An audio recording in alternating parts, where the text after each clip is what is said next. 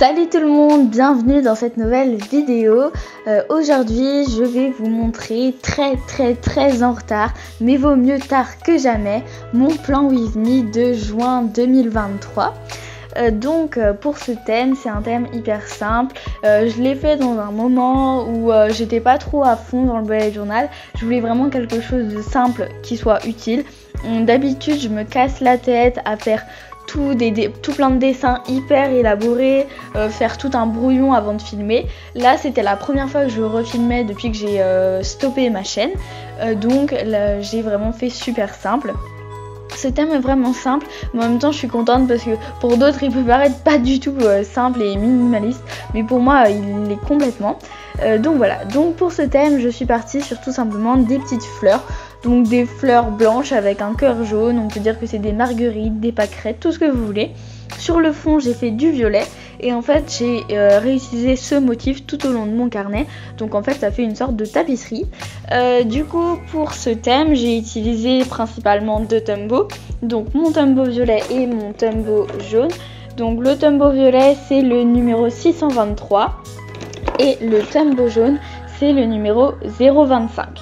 Donc voilà, je vous listerai tout en barre d'infos comme d'habitude.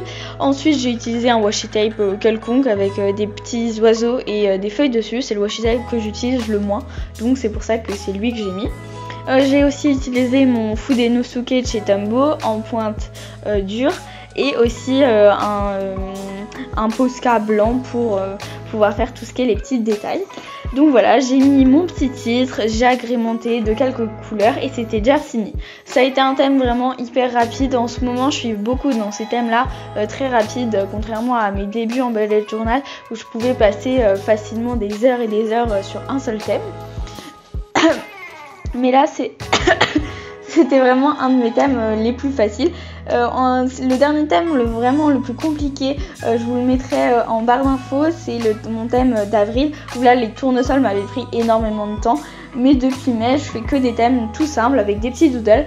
En même temps, je me dis que c'est mieux pour vous aussi parce que ça vous permet de voir des thèmes que vous pouvez facilement refaire. Parce que franchement, c'est plus facile de dessiner des petites fleurs comme ça.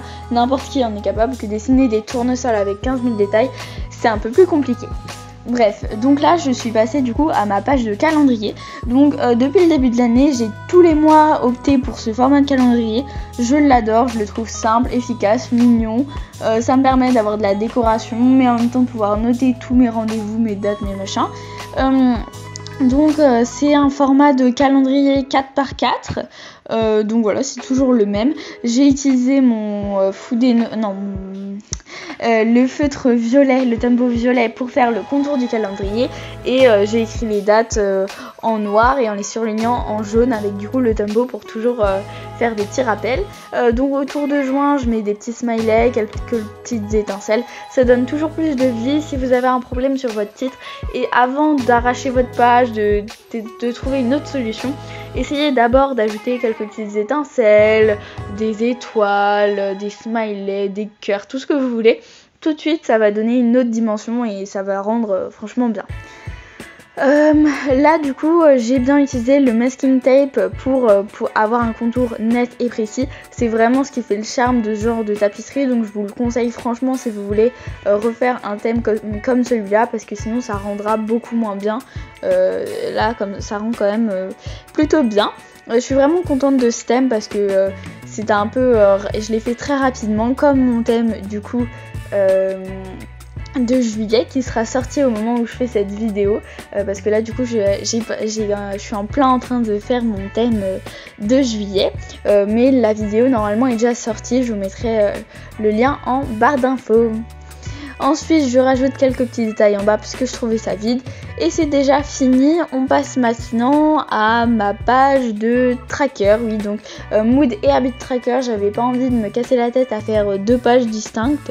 J'ai décidé de tout mettre sur une seule page. Quand j'ai un peu la flemme, je fais comme d'habitude un petit rond que je vais séparer en 30 cases et c'est ce qui va me servir de tracker tout simplement. J'aime beaucoup ce format-là de tracker, je l'ai énormément fait, avec aussi les trackers individuels pour chaque habitude, un mini calendrier où on coche. Donc je vous avoue que ce tracker-là, c'est pas le plus facile parce qu'il faut se munir d'un compas. Moi, je le fais pas de façon très précise, mes cases n'ont pas du tout la même taille. J'essaie de faire à peu près la même chose, mais c'est pas souvent exactement pareil. Mais bon, c'est pas très grave. L'essentiel c'est d'avoir votre tracker. J'ai visé un petit peu trop juste au niveau de la taille et du coup j'ai pas eu le temps d'avoir, j'ai pas la place de noter les habitudes. Du coup j'ai noté les cases un peu, les lignes en bas. Un correspond à ça, 2 correspond à ça, machin. Je l'ai pas encore fait parce qu'en fait quand je fais mon bullet journal, je le fais souvent avant le début du mois. Du coup j'attends vraiment d'avoir défini mes objectifs pour ensuite définir quelles habitudes je mettrai dans le tracker. Donc c'est pour ça que à chaque fois dans mes vidéos, vous ne verrez pas d'abord mes habitudes parce que d'abord je prends le temps de faire ma conclusion du mois qui s'est écoulé, de définir mes objectifs et ensuite d'adapter mes trackers en fonction des objectifs parce que je vais pas faire des objectifs qui ne servent à rien, des trackers qui servent à rien. Le but c'est par exemple si je veux lire plus, je vais essayer de suivre du coup ma lecture, combien de temps je lis, machin. C'est ce genre de choses là. Ensuite de l'autre côté, petite page que vous n'avez pas l'habitude de voir. Moi c'est tout simplement parce qu'en fait j'ai utilisé cette page parce que je fais de la danse et j'ai passé des auditions de danse assez récemment, donc j'avais envie de mettre cette page là pour pouvoir voir plein de choses qu'il fallait que je travaille avant ces auditions. Donc c'est une page assez personnelle qui ne vous sera pas forcément utile, mais c'est ça qui est bien aussi avec le bullet journal, c'est d'adapter en fonction de ses besoins. Il y a des pages assez communes que tout le monde fait, tout simplement la page de présentation, ensuite tout ce qui est mood et habit tracker et aussi tout ce qui va être le calendrier. Mais pour les autres pages, c'est à vous d'adapter en fonction de ce que vous voulez faire et de ce qui vous est utile. Ça sert absolument à rien de faire par exemple si moi je fais par exemple une page où j'écris tous les livres que j'ai lus et que vous détestez lire, ça sert à rien de refaire la même page. Bref, vous avez compris. Ensuite là c'est ma page préférée avec le calendrier pour ce thème. C'est une petite page du coup c'est la dernière page de ce mois. J'ai pas beaucoup utilisé mon bullet journal au mois de juin. Je l'ai utilisé mais pas énormément, c'est pas très bien mais c'est pas grave. Du coup c'est ma page tout simplement où je vais noter mes to-do list. Donc du coup j'ai décidé de faire 2 semaines, c'était pas 2 semaines complètes, du coup je sais plus quand est-ce que commençait le mois de juin, ça fait tellement longtemps que je l'ai fait.